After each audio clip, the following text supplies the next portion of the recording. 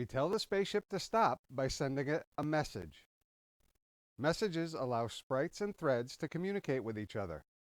When the landing pad is touched by the spaceship, it sends a stop message. To do this, click Events and drag the broadcast message icon between the if pincers. Select New Message from the broadcast box, enter Stop in the new message box, and click OK. Now the landing check thread sends a stop message when the spaceship touches the landing pad. So how does a spaceship get the message?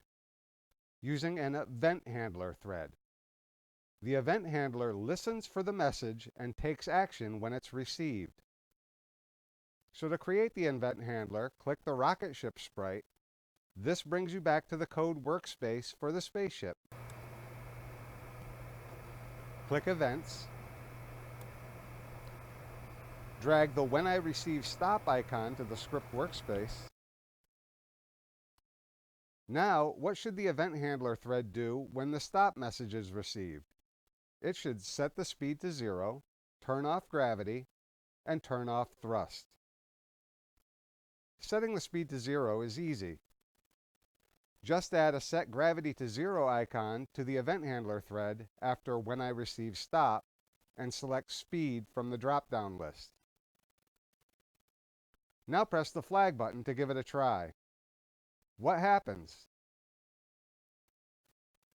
The spaceship doesn't stop when it hits the landing pad. It just kind of sinks like it's in quicksand. This is because we haven't turned off gravity yet. To make the spaceship stop, we need to turn gravity and thrust off. To do that, click Variables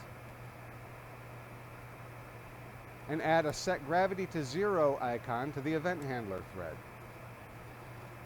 Add another Set Gravity to 0 to the event handler thread and select Thrust from the drop-down list.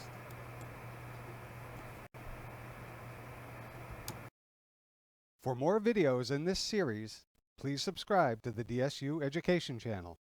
Thank you.